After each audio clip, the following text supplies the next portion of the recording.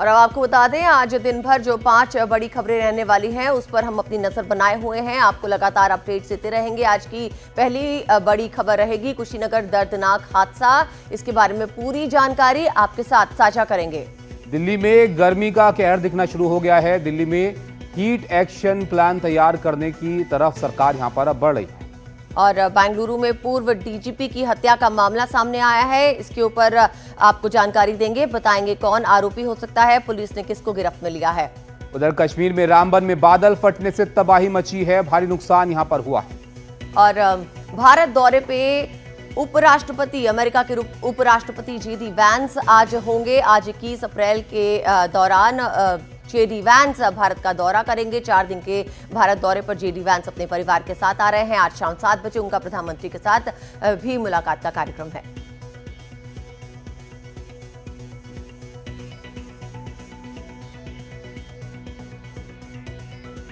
और अब एक बड़ी खबर का रुख करते हैं। आपको बताएं, उत्तर प्रदेश से यह खबर है। उत्तर प्रदेश के कुशीनगर में एक भीषण सड़क हादसा हो गया है। तेज रफ्तार कार अनियंत्रित होकर पेड़ से यहां पर टकराई है और कार में सवार 5 लोगों की मौत हो गई है। 3 घायल हैं। गोरखपुर मेडिकल कॉलेज में इनको भर्ती कराया गया है और गैस कटर की मदद यहां पर लेनी पड़ी है।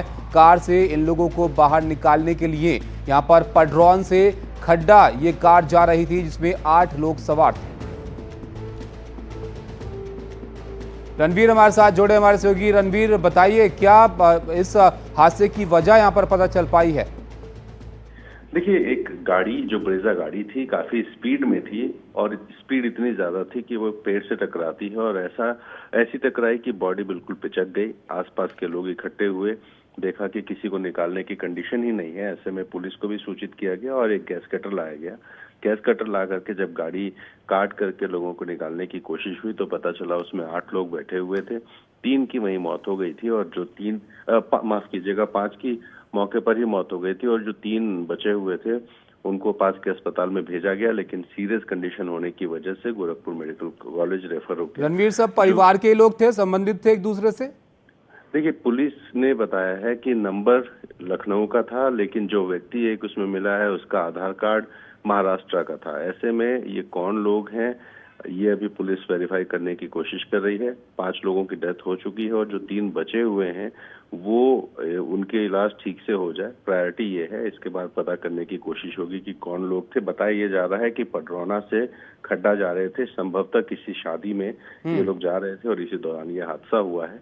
तो फिलहाल 3 का इलाज चल रहा है, लेकिन जो 5 लोग और गाड़ी में बैठे हुए थे उनकी मौत हो चुकी है।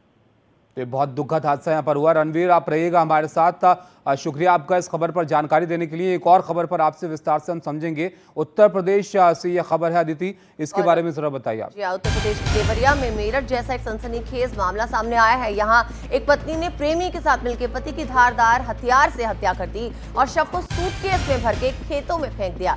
पुलिस ने ट्रॉली बैग से शव बरामद किया। जांच के बाद पत्नी को गिरफ्तार कर लिया गया है। पूछताछ में महिला ने अपना जुर्म भी कबूल कर लिया है, जबकि अभी भी उसका प्रेमी फरार है।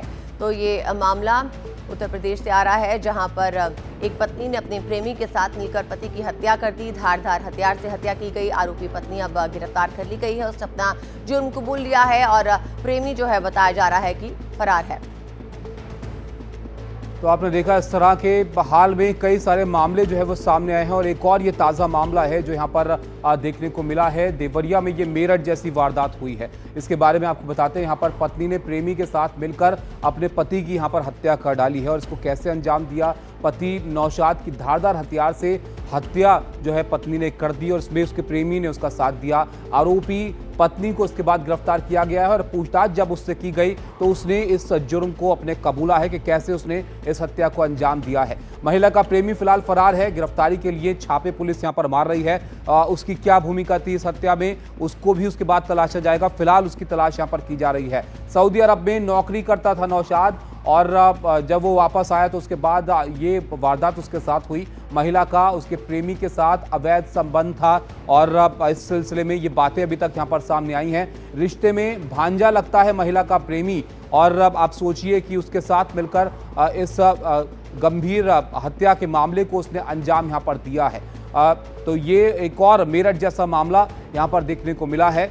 रणवीर हमारे साथ हैं। रणवीर, एक के बाद एक इस तरह के मामले काफ़ी हैरान भी कर रहे हैं। इस मामले में ज़रा आप बताइए क्या बातें और यहाँ पर पता चल पाई हैं इस महिला के बारे में, और इसके जो प्रेमी जो फरार बताया जा रहा है उसके बारे में कुछ पुलिस को सुराग मिल पाए?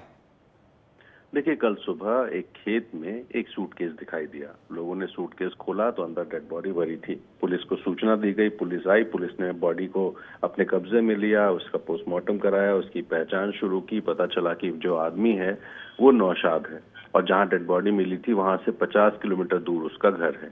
पुलिस ने पड़ताल आगे बढ़ाई। पड़ताल करते करते पूछताछ के लिए उसकी पत्नी को अपने पास लेकर गए और उससे थोड़ी सी पूछताछ की।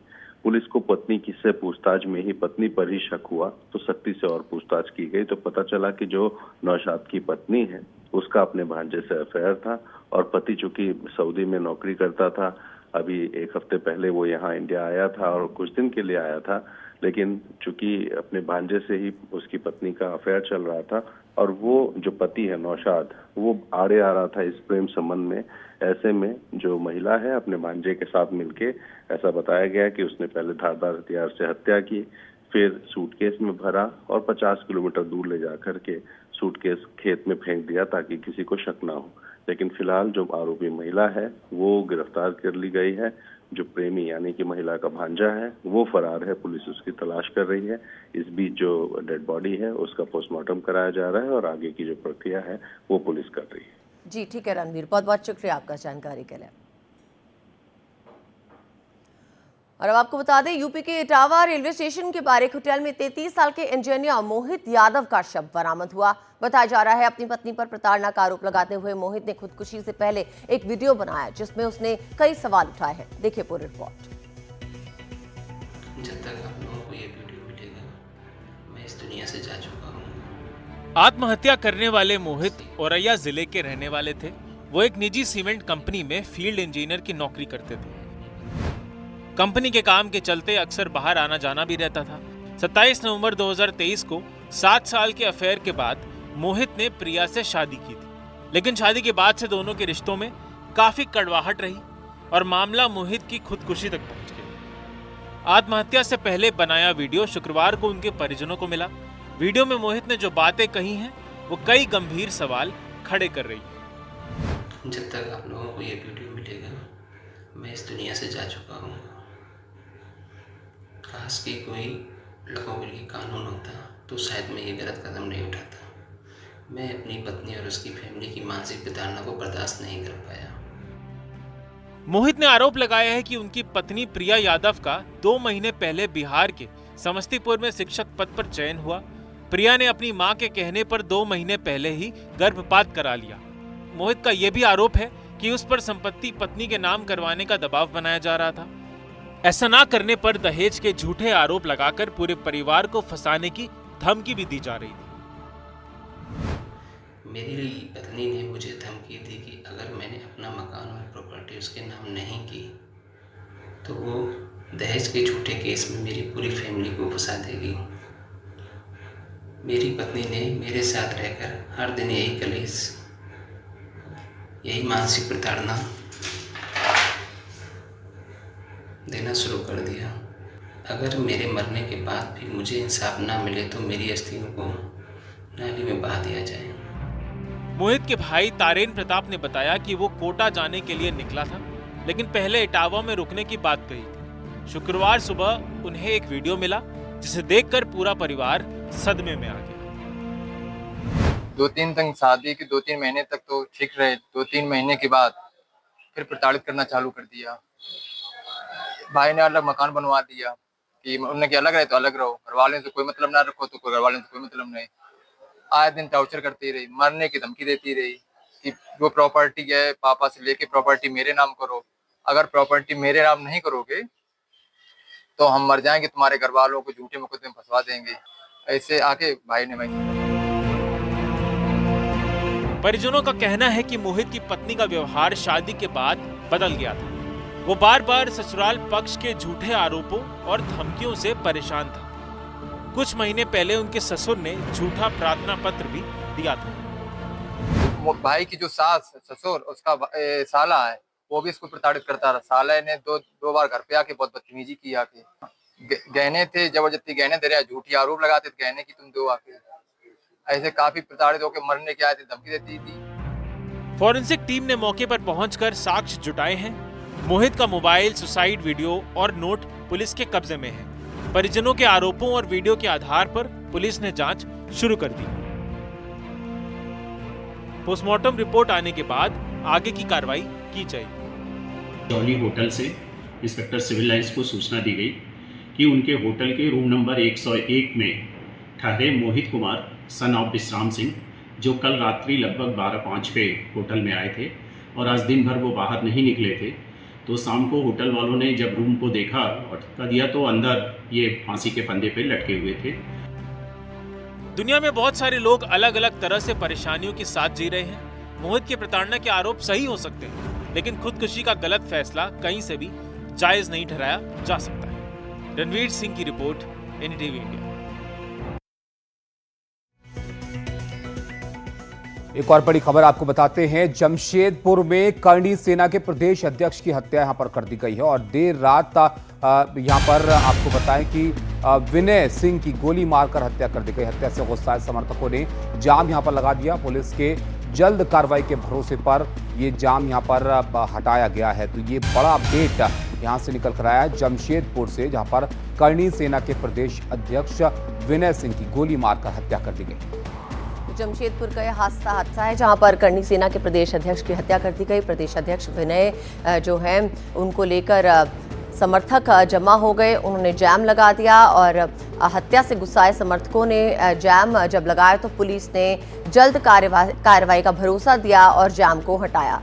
आगे मामले में कार्रवाई हो रही है, पुलिस इस मामले पे लगी हुई है। फिलहाल जो वहाँ पर जाम की स्थिति बन गई थी वहाँ पर पुलिस ने उसमें हस्तक्षेप करते हुए उन्हें हटाया और अब आगे कार्रवाई जैसे होती है उस पर अपडेट आपको देते रहेंगे। आइए आपको सुनाते हैं इस मामले पर डीसीपी ने क्या कहा। उसके परिवार के सदस्यों के द्वारा बताया गया कि वो विनय कुमार सिंह करके नाम का व्यक्ति है। वो सुबह में लगभग 11 साढ़े 11 बजे घर से निकला है और उसका कुछ पता नहीं चल रहा है। तो उन लोगों ने हम लोगों से लोकेशन के लिए रिक्वेस्ट किया था। हम लोगों ने लोकेशन उनका देखा तो उसका लोकेशन आया एमजीएम थाना क्षेत्र में बालीगुमा एक एरिया है, गाँव है। उसमें एक खेत है, उसी खेत में उसका हम लोग खोजते जब आए लोकेशन में तो उसका विनय कुमार का डेड बॉडी पाया गया है। बॉडी के सामने से एक कंट्री मेड पिस्टल है और वो बरामद हुआ है और उसका मोबाइल और मृतक का स्कूटी घटनास्थल से बरामद हुआ है। परिवार के लोग अभी कुछ बता नहीं पा रहे हैं और जैसे हम लोग इन्वेस्टिगेशन में आगे बढ़ेंगे सारा खुलासा क्लियर होगा। हरिवंश हमारे सहयोगी हमारे साथ जुड़े। हरिवंश, बताइए कौन थे हत्यारे, कुछ पता चल पाया है? देखिए तावीज जो है घटना के बाद पुलिस जो है लगातार जांच कर रही है और जल्द ही जो आरोपी है उसको गिरफ्तार करने की दावा कर रही है। लेकिन पिछले दिनों झारखंड की बात करें तो ये मर्डर की घटनाएं और गोली मारने की जो घटनाएं हैं वो काफी बढ़ी है। तो इस पे एक अंकुश लगाना सरकार को और पुलिस प्रशासन को बहुत जरूरी है। आए दिन ये घटनाएं घटती रहती हैं और जो अपराधी है उनका मनोबल इतना बढ़ गया है कि वो कहीं भी किसी को भी गोली मार के हत्या कर देते हैं। ये हत्या जो है राजपूत और ये करणी सेना के पूरे झारखंड के प्रदेश अध्यक्ष थे विनय सिंह, जिनकी हत्या हुई है और वो घर से निकले थे। घर से निकलने के बाद जो है वो जब वो नहीं लौटे तो परिजनों के द्वारा जो है उनकी खोजबीन की गई और बाद में पुलिस को सूचना दी गई। और हरिवंश, कोई आपसी रंजिश थी क्या या कोई इस तरह का मामला यहाँ पर सामने आया? तभी सारे मामले पे पुलिस जो है काफी गहनता से जांच कर रही है और जांच के बाद जो है पुलिस सही जानकारी जुटा पाएगी कि आखिर क्या वजह था। कहीं आए दिन जो है जब इस तरह की घटनाएं होती हैं तो कहीं न कहीं से जमीन विवाद, आपसी रंजिश ये खुल के सामने आता है। तो अब पुलिस जांच के बाद ही पता चल पाएगा किस वजह से विनय सिंह की हत्या हुई है। बहुत शुक्रिया हरिवंश आपका इस सब जानकारी के लिए। तो एक और मामला यहाँ पर हत्या का सामने आया है जिससे गुस्साए समर्थक यहाँ पर जमा भी हुए थे, उन्होंने प्रदर्शन किया था। हालांकि पुलिस अब इस मामले की तफ्तीश कर रही है। और अब आगे बढ़ते हुए आपको बताते दिल्ली सरकार अपने हीट एक्शन प्लान को लेकर तैयार है। मुख्यमंत्री रेखा गुप्ता की अध्यक्षता में आज दोपहर 12 बजे दिल्ली सचिवालय में एक उच्च स्तरीय बैठक बुलाई गई है, जिसमें दिल्ली सरकार के कैबिनेट मंत्री मौजूद रहेंगे। साथ ही राष्ट्रीय आपदा प्रबंधन प्राधिकरण के अधिकारी, दिल्ली आपदा प्रबंधन प्राधिकरण के अधिकारी, दिल्ली सरकार के गृह, स्वास्थ्य, शिक्षा, श्रम और सामाजिक कल्याण विभागों के प्रमुख भी इस बैठक में शामिल होने वाले हैं। माना जा रहा है हीट एक्शन प्लान के तहत कई बड़े फैसले लिए जाएंगे, जिसमें स्कूलों के समय में बदलाव, अस्पतालों में गर्मी संबंधी बीमारियों वाले मरीजों के लिए विशेष वार्ड्स, श्रमिकों के लिए विश्राम स्थल बनाने समेत कई ऐलान किए जा सकते हैं। शुभांग हमारे साथ हैं। शुभांग, बताइए, एक तो अनुमान क्या कहता है इस बार गर्मी को लेकर, गर्मी का सितम कैसा दिल्ली वालों के लिए अब होने वाला है और किस तरह की तैयारियां अब सरकार करने की यहां पर कोशिश कर रही है? बिल्कुल तापिश, देखिए हर बार दिल्ली में जो है गर्मी बढ़ जाती है, लेकिन इस बार पहले से जो आईएमडी है वो इस बात की चेतावनी दे रही थी कि इस बार जो अधिकतम तापमान है वो सामान्य से ज्यादा रहने वाला है। यानी कि अगर अधिकतम तापमान सामान्य से 6 डिग्री ज्यादा होता है तो रेड अलर्ट जारी किया जाता है, और यदि अगर 3 डिग्री ज्यादा होता है तो फिर ऑरेंज अलर्ट जारी किया जाता है। तो देखिए इस बार हीट वेव को लेकर के पहले से ही आईएमडी चेतावनी दे रही थी, और कहीं ना कहीं ये पहली बार है जब कोई भी दिल्ली में सरकार हीट एक्शन प्लान लागू कर रही है। समर एक्शन प्लान हमने पहले भी देखा है, लेकिन यहाँ पर हीट एक्शन प्लान लागू किया जाएगा। और देखिए जो सूत्र बता रहे हैं वो ये है कि स्कूलों के जो समय है उसमें बदलाव किया जाएगा। लोगों की, खासतौर पर ऐसे लोग जो सड़कों पर रहते हैं या फिर डायरेक्ट सनलाइट के उसमें रहते हैं, तो उन लोगों के लिए भी जो इंतजाम है छाया का इंतजाम किया जाएगा, छत का इंतजाम किया जाएगा, और आमतौर पर इन छतों को सफेद रंग से पेंट किया जाएगा। कहीं ना कहीं देखिए ये जो पूरा हीट प्लान है इसको यहाँ पर रेडी करने का जो रिस्पॉन्सिबिलिटी थी वो यहाँ पर डीडीएमए और एनडीएमए की थी। तो आज जो ये उच्च बैठक होगी, इस बैठक के बाद ही इसे लागू कर दिया जाएगा, और कहीं ना कहीं ये बहुत बड़ा रोल यहाँ पर प्ले करेगा, क्योंकि इससे बीते दिन हमने ये भी देखा कि दिल्ली सरकार में 1111 वाटर टैंकर्स हैं, उनमें जीपीएस लगा करके उन्हें आगे रवाना किया गया। यानी कि कहीं ना कहीं अब उस पर भी निगरानी रखी जाएगी कि पानी कहाँ जा रहा है। तो पानी की बचत को लेकर हर बार कहा जाता है, और गर्मियों में इसकी बहुत ज्यादा जरूरत आती है। तो इसको लेकर के भी कोई एक और जो हम देखते हैं कि एक बड़ा एक्शन प्लान यहाँ पर तैयार किया जाएगा, और देखते हैं कि 12 बजे के बाद आज आखिरकार क्या ये पूरा हीट एक्शन प्लान रहता है। जी बहुत शुक्रिया शुभांग आपका सब जानकारी के लिए। तो बहुत महत्वपूर्ण बैठक ये है, दिल्ली में गर्मी के सितम से पहले तैयारियों को यहाँ पर पुख्ता करने के लिए सरकार की अहम बैठक यहाँ पर हो रही है। छांव का इंतजाम, पानी की सप्लाई, स्कूल के वक्त में बदलाव, इन तमाम चीजों पर यहाँ पर एक्शन प्लान तैयार किया जा रहा है। हेलो मोटो,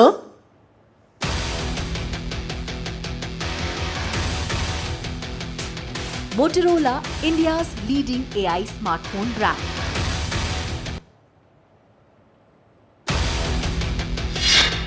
एनडीटीवी इंडिया पे आगे देखिए, जम्मू कश्मीर के रामबन में तबाही का मंजर।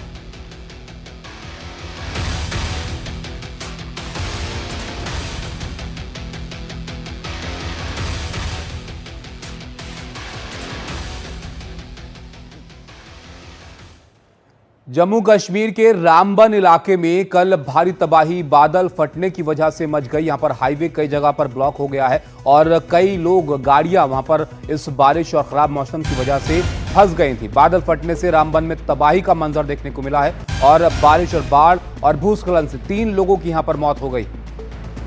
आपको बता दें, इस भूस्खलन के कारण और बादल फटने के कारण 100 लोगों को काफी मशक्कत के बाद फिलहाल बचा लिया गया है, लेकिन लगातार बारिश की वजह से अभी वहां पर राहत बचाव का कार्य चल रहा है।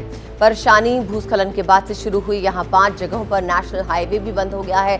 खराब मौसम की वजह से घाटी के सभी स्कूल आज बंद रखे गए हैं।